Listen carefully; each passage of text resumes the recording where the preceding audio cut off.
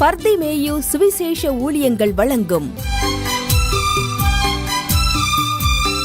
நற்செய்தி நேரம். தேவ செய்தி பாஸ்டர் ஆர். அகஸ்டின். இந்த நாளில் உங்களோடு நான் பேசி வருகிறேன்.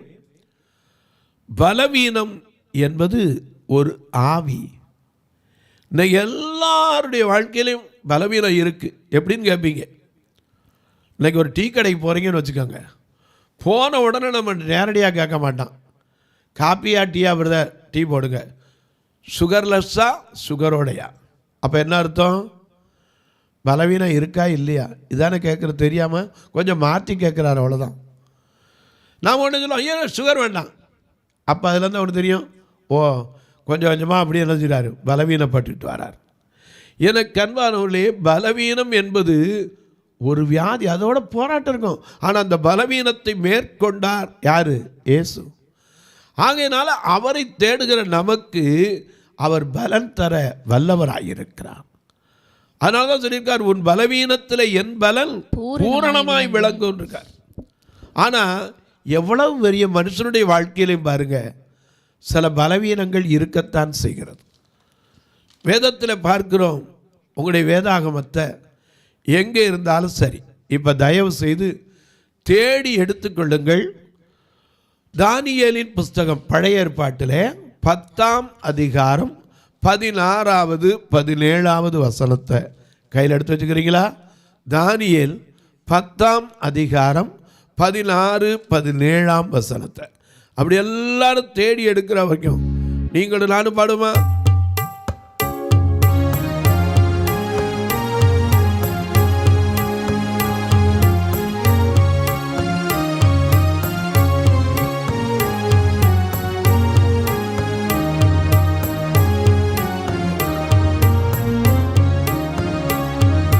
துதிப்போம் அல்லேலூயா பாடி மகிழ்வோம் மகிழ்வனை போற்றி. துதிப்போம் அல்லேலூயா பாடி மகிழ்வோம் மகிழ்வனை போற்றி. மகிமை தேவ மகிமை தேவ தேவனுக்கு மகிமை. அல்லேலூயா மகிமை தேவ மகிமை தேவ தேவனுக்கு மகிமை. துதிப்போம் அல்லேலூயா பாடி.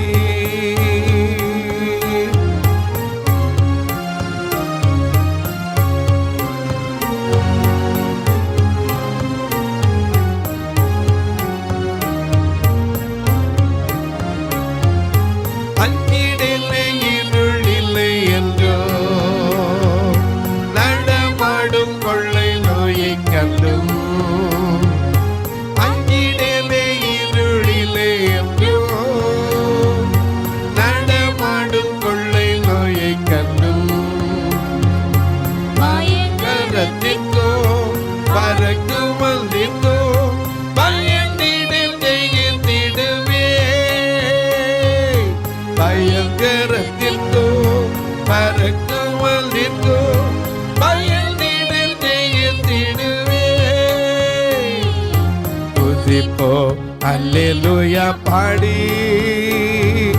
மகிழ்வோம் மகிழ்வனை போற்றி. மகிமை தேவ மகிமை தேவ தேவனுக்கு. அல்லேலூயா மகிமை தேவ மகிமை தேவ தேவனுக்கு மகிமை. அல்லேலூயா பாடி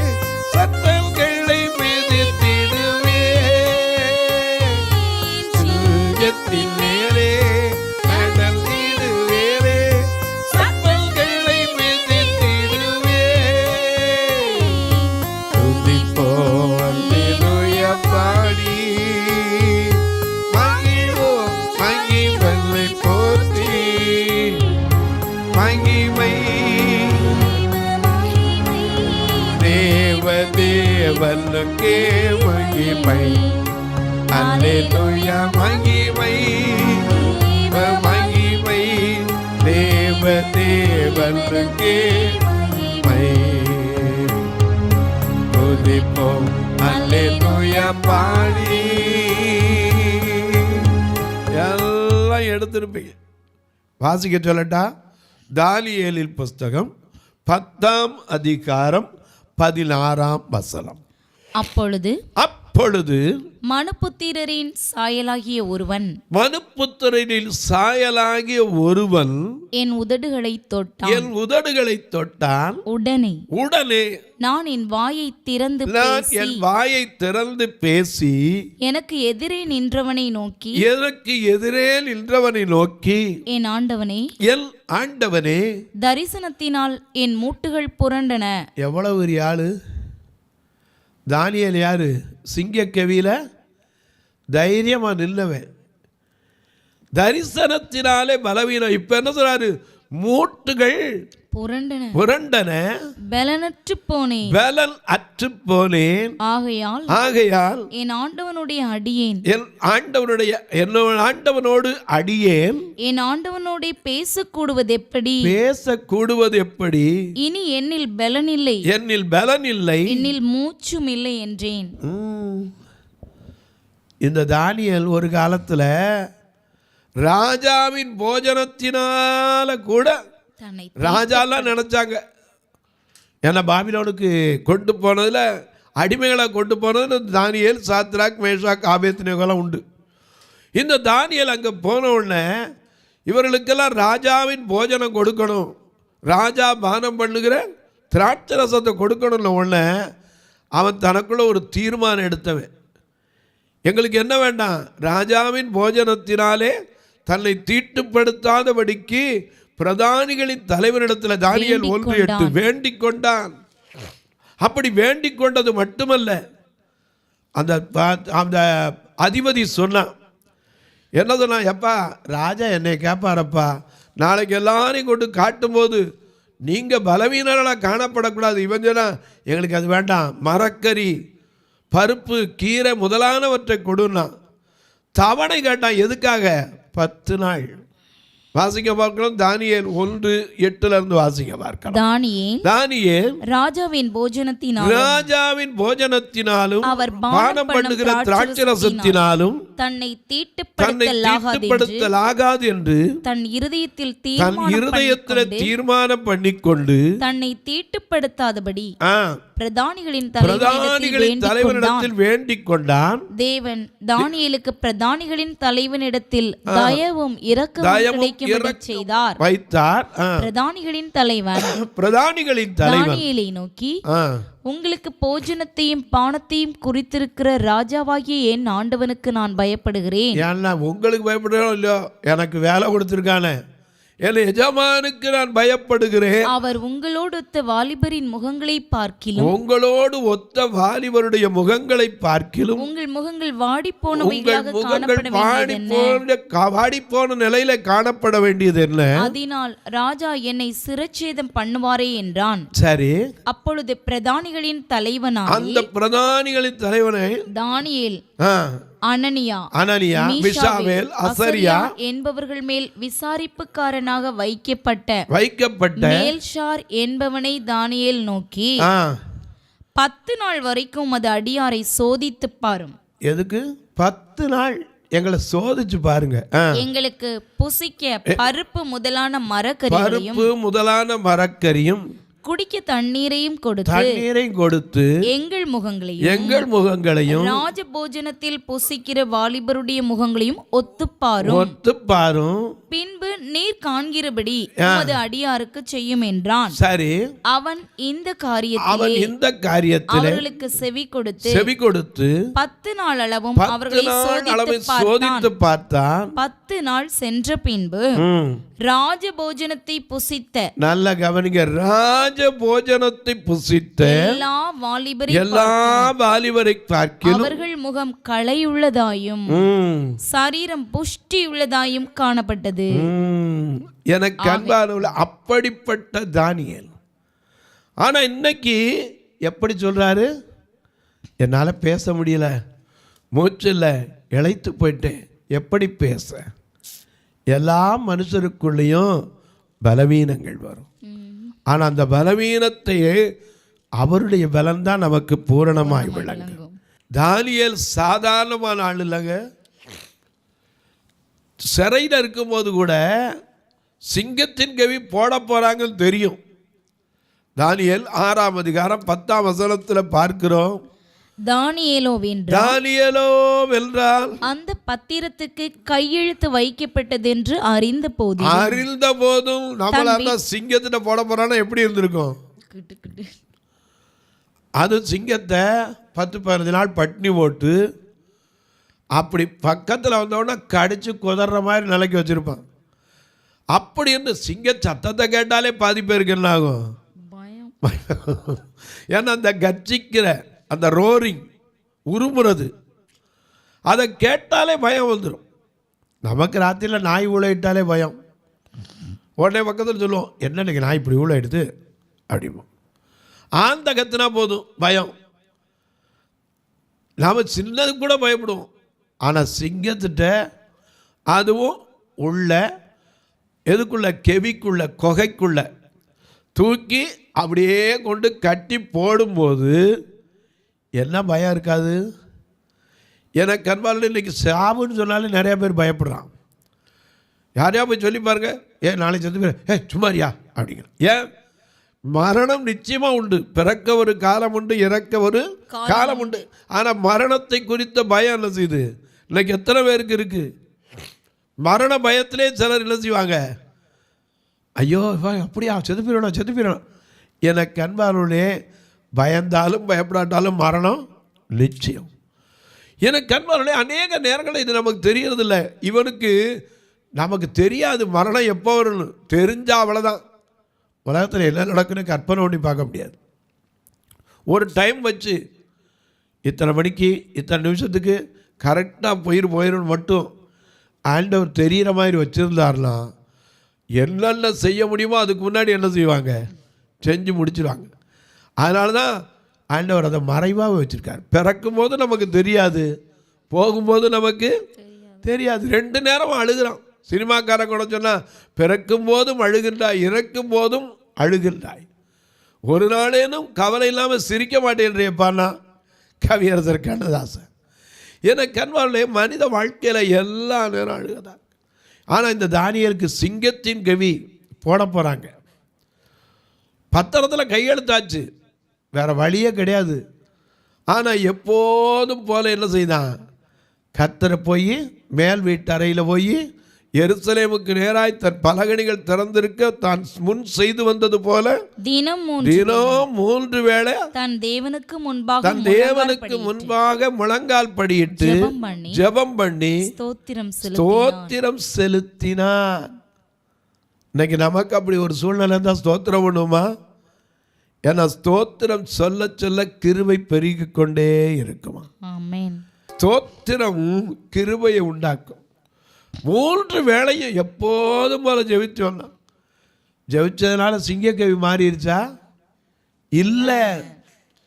சாயந்தரம் ஆன உடனே ராஜா அவனை தப்பு வைக்கிறதுக்கு எவ்வளவோ பாடுபட்டான், சூரியன் அஸ்தமிக்கும் போது. ஆனால் முடியலை. கடைசியில் ராத்திரி முழுக்க ராஜா தூங்கலை. தானியேல் என்ன பண்ணாரு? நல்லா தூங்கினார். ஏன்னா சிங்கத்தின் வாயை என்ன செய்தார்? தூதனை அனுப்பி கட்டி போட்டார். ஏன்னா நமக்கு பலவீனத்தை குறித்து பயம். அவர் கேட்குறாரு காலையில் வந்து, தானியேலே, இடைவிடாமல் ஆராதிக்கிற ஜீவனுள்ள தேவனுடைய தாசனே, நீ இடைவிடாமல் ஆராதிக்கிற உன் தேவன் உன்னை சிங்கங்களுக்கு தப்புவிக்க வல்லவராய் இருந்தாரா? உள்ள அவன் சொல்றான், பதில் என்ன சொல்றான்? ராஜாவே வாழ்க, சிங்கங்கள் என்னை சேதப்படுத்தாதபடி தேவன் தம்முடைய தூதனை அனுப்பி அவைகளின் வாயை கட்டி போட்டார். என்ன அவ்வளவு பலசாலி. இப்ப தரிசனத்தினால பலவீனப்பட்டு புலம்புறான் பாருங்க. அவனுக்கு தீச்சுளையா வந்தா கூட பயம் கிடையாது. தைரியமா சொல்லுவாங்க. என்ன சொல்லுவாங்க? நாங்கள் ஆராதிக்கிற எங்கள் தேவன் தப்புவிக்க வல்லவராய் இருக்கிறார். ராஜாவாகிய உம்முடைய கைக்கும் எரிகிற அக்கினி சூளைக்கும் அவர் தப்புவிப்பார். ஒருவேளை தப்புவியாமல் போனாலும் நீர் செய்த பொச்சலை என்ன செய்ய மாட்டேன்.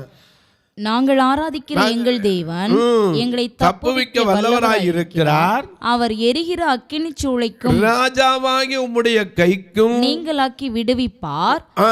விடுவியாமல் போனாலும் நாங்கள் உம்முடைய தேவர்களுக்கு ஆராதனை செய்வதும் இல்லை, நீர் நிறுத்தின பொற்சிலையை வழிபடுவதும் இல்லை என்று ராஜாவாகி உமக்கு தெரிந்திருக்க கடவுதுன்னு எப்படி கூட்டான். நேபுகாத்நேசாரே, இந்த காரியத்தை குறித்து நான் என்ன செய்ய வேண்டியதில்லை, உமக்கு உத்தரவு சொல்ல அவசியம் இல்லைன்னு தைரியமா பேசுற தானியேல் அவனுக்கும் பலவீனம் இருந்துச்சு. இன்னைக்கு பலவீனத்தை கண்டவுடனே சோர்ந்து வராங்க. எல்லாருடைய வாழ்க்கையிலும் பலவீனங்கள் வரும். ஆனால் அந்த பலவீனங்களை மாற்றுகிறதற்கு சில வழிமுறைகளை இந்த வேதத்தில் எழுதி வைத்திருக்கிறார். பலவீனம் இல்லாத மனுஷரே கிடையாதுங்க. யார்கிட்ட போய் கேட்டு பாருங்க, எல்லாத்தையும் ஒரு பலவீனம் உண்டு. சிலருக்கு வார்த்தையில் பலவீனம், சிலருக்கு பேச்சில் பலவீனம், சிலருக்கு சொல்ல மறக்கிற பலவீனம், சிலருக்கு வச்சதை எங்கே எடுக்க மாட்டோம் இல்லை ஞாபக சக்தியில் பலவீனம், சிலருக்கு நடந்த பாதையை திரும்பி மறந்துடும், போன பாதையே தெரியாமல். இங்கே தான் வந்தேன்னா அன்றைக்கி ஒருத்தர் இப்படி தான் போயிருந்தேன். ஒருத்தர் சொன்னார், அப்பா இன்றைக்கி நீ தான் பாய் போடணும் சர்ச்சுக்கு, நீ தான் வைக்க. நானா பாய் போடணும்? என்னவோ பெரிய காரியமாயிருக்கு. மனுஷ வாழ்க்கையில் பலவீனங்கள். ஆனால் ஒன்று நாம் தெரிஞ்சுக்கொள்ளுங்க, பழைய ஏற்பாட்டில் பலவீனத்தில் பலன். பலவீனம் உள்ளவர்கள் நிறைய பேர் இருந்தாங்க. நாமளும் இன்னைக்கு பலவீனம், நம்ம ஒருத்தர் தான் பலவீனம்னு வச்சுக்கோம். நம்முடைய பலவீனங்களையும் அவர் சிலுவையில் என்ன செய்தார்? சுமந்து தீர்த்து விட்டார். ஐயா, அதனால தான் 1 கொரிந்தியர் 1:18 பார்க்கிறோம், சிலுவையை பற்றிய உபதேசம் கெட்டு போகிறவர்களுக்கு பைத்தியமா இருக்கிறது, ரட்சிக்கப்படுகிற மனுஷனுக்கு அது தேவ பலன். எல்லா மனுஷனுக்கும் பலவீனம் உண்டு, மறந்துடாதீங்க. நீங்க நினைச்சுக்கிறீங்க ஒருவேளை எனக்கு தான் பலவீனம். ஒரு அம்மாலாம் கூப்பிட்டு தினம் அழுவாங்க. 85 வயசாச்சு, துளசின்னு ஒரு அம்மா. ஐயா படுத்த படுக்கையில் இருக்கையா, கை காலெலாம் வீங்கி போயிருக்கியா, ஐயோ என்னை விசாரிக்க ஒருத்தரும் இல்லை, என்னை கேட்க ஒருத்தரும் இல்லை, என் வேதனை தாங்கலைம்பாங்க. எனக்கு பாவமாக தான் இருக்கும். ஆனால் பலவீனத்தை யார் மாற்ற முடியும்? அவர் ஒருவர் தான் மாற்ற முடியும். என்னை பலப்படுத்துகிற கிறிஸ்துவினாலே எல்லாவற்றையும் செய்ய எனக்கு பலம் தருகிறவர் அவர். அவர்கிட்ட தான் நம்ம கேட்கணும். ஏன்னா அவர் நம்முடைய பலவீனங்களெல்லாம் மாற்றி போட்டார். நமக்கு எடுத்துக்கலாம் சொல்லுவோம், பலவீனம் மாம்சம் பலவீனம், ஆவி மாம்சம் போய் அவர் செத்த பிறகு என்ன செய்யறது? ஆவி உற்சாகமாக இருக்கு, செத்து போயிட்டா என்ன பிரயோஜனம்? நம்ம சரீரத்திலையும் பலமுள்ளவர்களாக இருக்கணும், ஆவியிலையும் பலமுள்ளவர்களாக இருக்கணும். ஆவியில் எளிமை உள்ளவர்கள் பாக்கியவான்கள் உண்மை. ஆனால் சரீரத்தில் பலன் இல்லாமல் இருந்தால் என்ன பிரயோஜனம்? இன்னைக்கு சாதாரண பாருங்க, ஒரு லாரி கூலி மூட்டை ஏற்றுறவங்கள பார்த்துருக்கீங்களா? அவங்கள பார்த்தீங்கன்னா எலும்பு கூடு இருந்த மாதிரி இருப்பான், சத்தே இல்லாமல். ஆனால் அப்படியே 50 கிலோ கேரட் அப்படி தூக்கி அசால்ட்டாக என்ன செய்வான்? லாரியில் ஏற்றுவான். நம்மளால முடியுமா? நான் ஒரு பாஞ்சாலங்குறிச்சிக்கு போயிருந்தேன். எதுக்குன்னா, இந்த சரித்திரத்தில் இவ்வளோ பெருசாக எழுதியிருக்காங்களே, இதை போய் பார்த்துட்டு வருவோம். அங்கே போனால் அவருடைய ஆயுதங்கள்லாம் இருந்துச்சு, அவர் உபயோகப்படுத்தின ஆயுதங்கள். அதெல்லாம் தூக்கக்கூட முடியாது, அவ்வளோ வச்சு உபயோகப்படுத்தினாங்க. இன்றைக்கி இருக்கிற பலத்துக்கும் அன்னைக்கு இருக்கிற பலத்துக்கும் யோசிச்சு பாருங்க. ஆதியாகமம் 5ஆம் அதிகாரத்தை நீங்கள் உட்காந்து படித்து பார்த்தீங்கன்னா அந்த நாட்களில் எப்படி இருந்தாங்க தெரியும். இன்றைக்கி எப்படி இருக்கிறோம்? அன்றைக்கெல்லாம் எத்தனை வருஷம் வாழ்ந்தாங்க?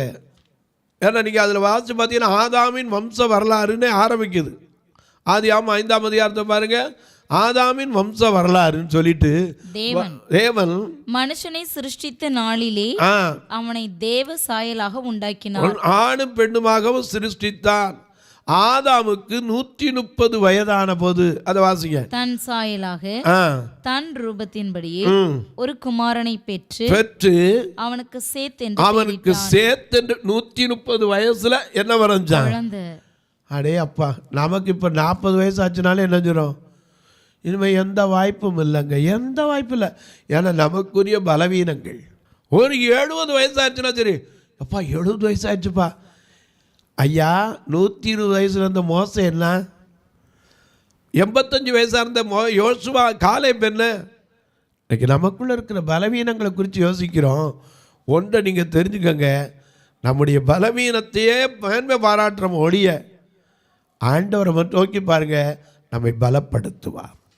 அதனால தான் பவுல் சொல்கிறாரு, என் மாம்சத்துலேயும் ஒரு முள் இருந்துச்சுப்பா, அது நாள்தோறும் என்னை கொட்டு சாத்தானின் தூதுவனாக இருந்துச்சு, அது என்னை விட்டு நீங்கும்படி 3 தரம் ஜெபம் பண்ணினேன்.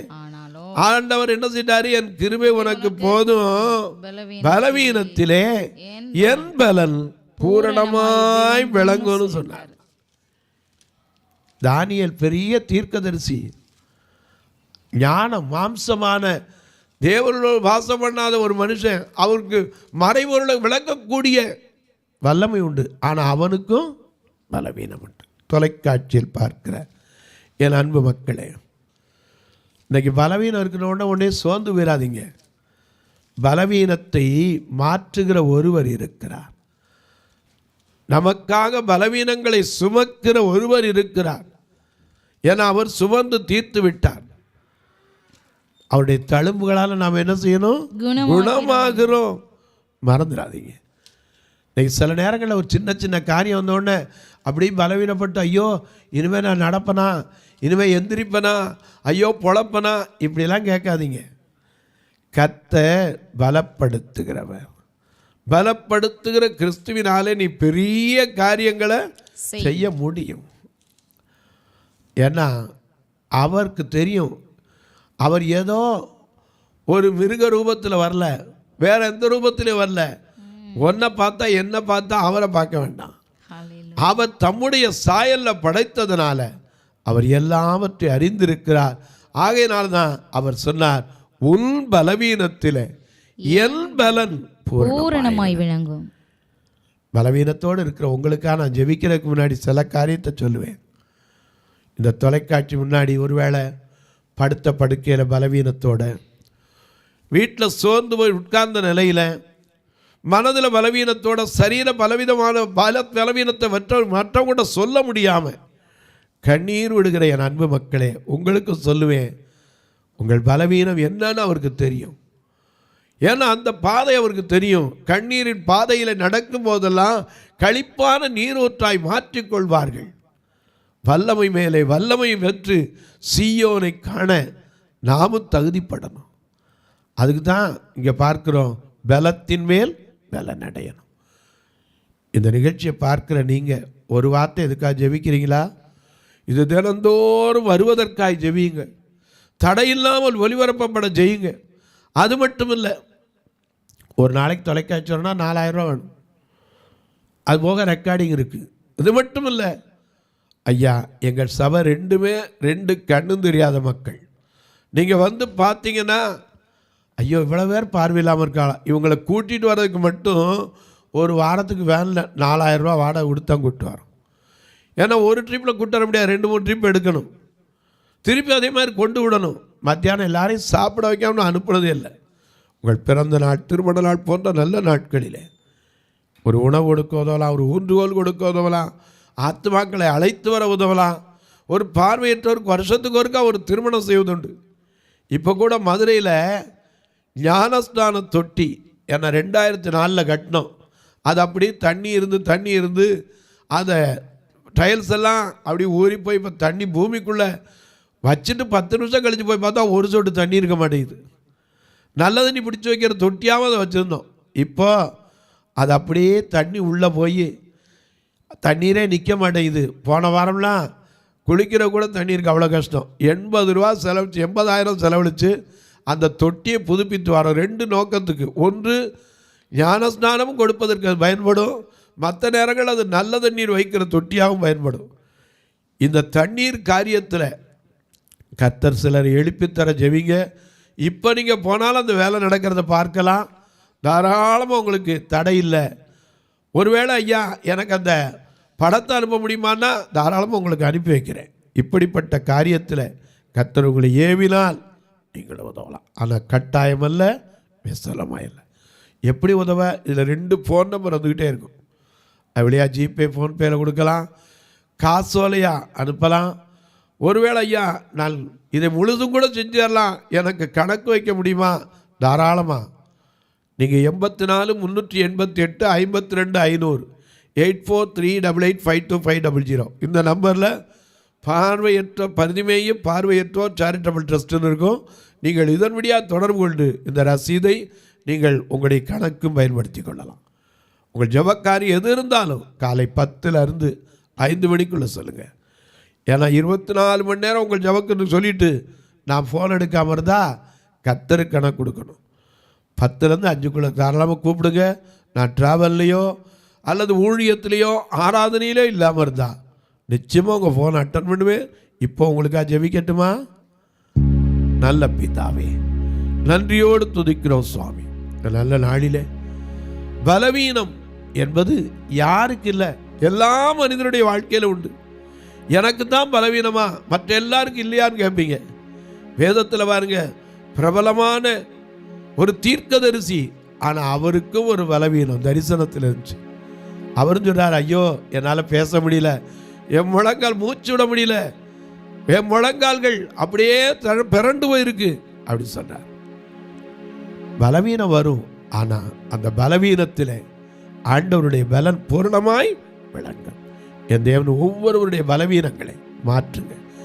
இந்த நாளிலும் இந்த தொலைக்காட்சி முன்னாடி சரீரத்தில் பலவீனத்தோடு, இருதயத்தில் பலவீனத்தோடு, கை கால்களில் பலவீனத்தோடு, சில வேளை ஐயா வெளியே சொல்ல முடியாத பலவீனங்கள் என் அன்பு சகோதரிகளுக்கு இருக்கலாம்.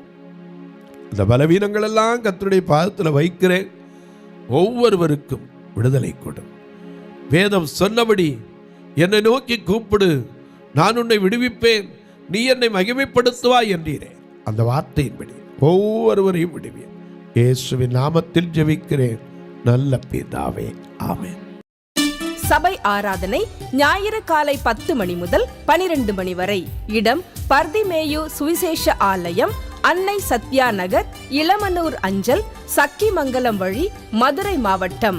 பின்கோட் 625201 மற்றும் பர்திமேயு சுவிசேஷ ஜெப வீடு, flat number 107, Eden garden, Muthur, Tirunelveli. Pincode 627011. சிறப்பு உபவாச கூட்டம் ஒவ்வொரு மாதமும் 2வது சனிக்கிழமை காலை 10 மணி முதல் 1 மணி வரை நாகர்கோவில் YMCA ஹாலில் வைத்து நடைபெறுகிறது.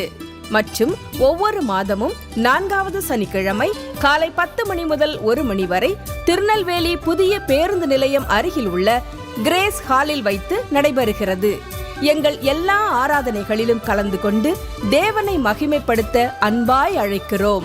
உங்கள் உதாரத்துவமான காணிக்கைகளினால் இவ்வூழியத்தை தாங்க விரும்பினால் R Augustine, account number 5021364331, IFSC code IDIB 000B066, Indian bank, BP Kulam, Madurai. GPay number 9842181917, BGM ministries மற்றும் 9442559772, பிளைண்ட் மினிஸ்ட்ரீஸ் அகஸ்டின். உங்கள் தொடர்புக்கு பாஸ்டர் ஆர் அகஸ்டின், பர்திமேயு சுவிசேஷ ஊழியங்கள், நாகமலை, புதுக்கோட்டை, மதுரை 625019. தொலைபேசி எண்கள் 9842181917 மற்றும் 9442559772. கர்த்தர் தாமே உங்களை ஆசீர்வதிப்பாராக.